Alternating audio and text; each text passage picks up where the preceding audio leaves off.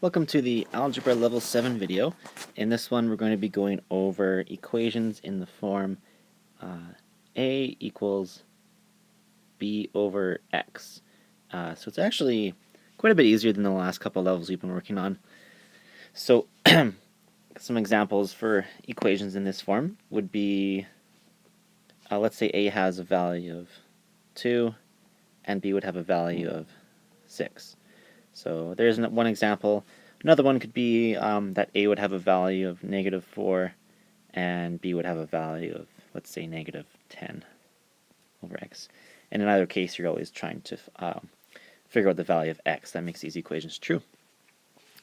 So let's go ahead and take a look at some examples, and you can take a look at how it's done.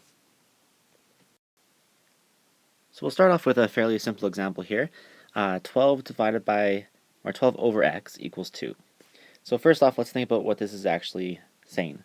Remember that a fraction is division, so this is saying 12 divided by something gets me an answer of 2. Now, if you're good with your multiplication tables, you'll probably be able to figure this out pretty quickly, just knowing that 12 divided by 6 is equal to 2. So that means, in this case, x equals 6. And you could confirm that on a calculator if you just typed in 12 divided by 6 and you'd get an answer of 2. But what if the question is a bit more complicated? What if it was 123 divided by x equals 3? Now I'm guessing you don't know off the top of your head 123 divided by something is 3. So in this case, what do? Well, there's a bit of a trick involved here.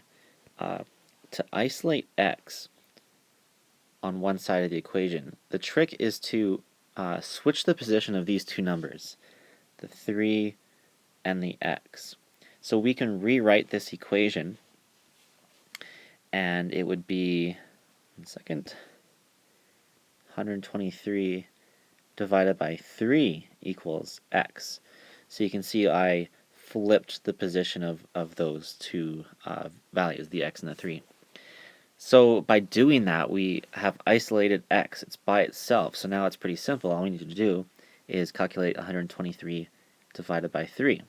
And if you did that, you'd get that x has a value of 41.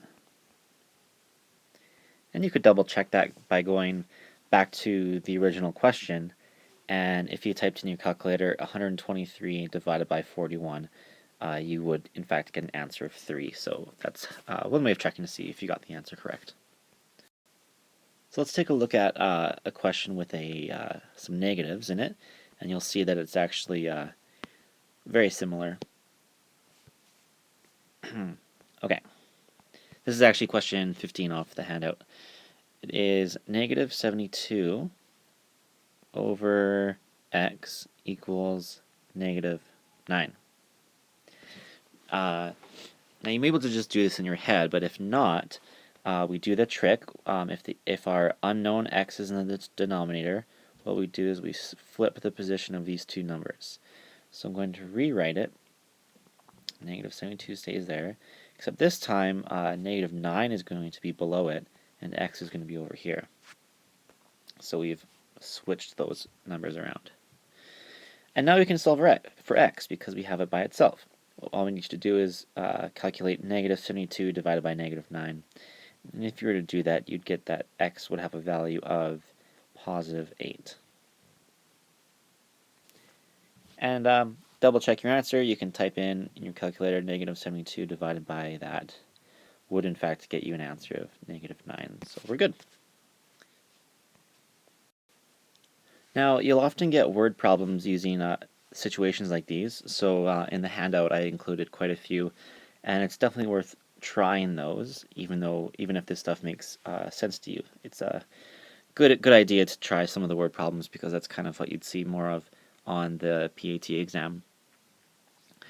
So for one example, there's an equation that to calculate something's speed, you take the distance they travel divided by the time it takes. So speed is equal to distance over time. And you'll see this pretty common in physics or in science class in high school. So for example, if Mr. Cat, that's me, is walking at an average speed of 4 kilometers per hour, how much time would it take for me to walk a marathon at that speed?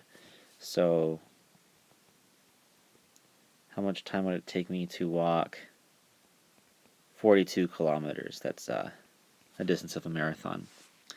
So with that knowledge, we can use this same equation, and what I'm going to do is I know my speed, so I'm going to write my speed as 4, and my distance I know is 42 kilometers, and we're trying to find the time, so there's my unknown variable. So again, we can use this knowledge from what I went over earlier, that if you have a variable in the denominator, the trick is to switch these two values around.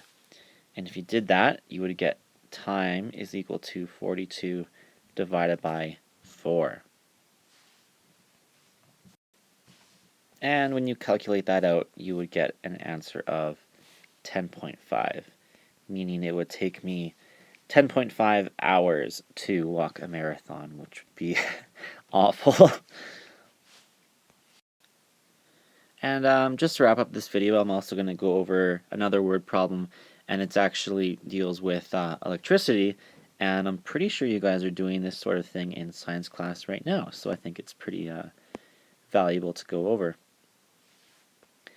And it involves the equation I equals V over R, where I represents the current, V is voltage, and R stands for resistance. Okay, so for example, if we have a circuit with a current equal to 9 amps and a voltage of 36 volts. Sorry. How do we find the resistance?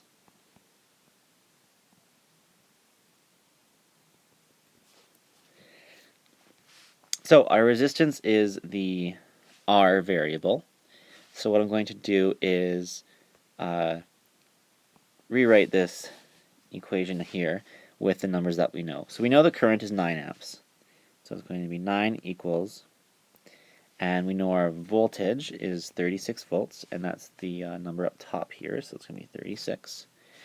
And we are trying to find the value of the resistance, so that's our unknown variable in the bottom. So just like before, since our variable is in the denominator, I'm going to switch the positions of these two things, which means that our resistance is going to be equal to 36 divided by 9, which is 4.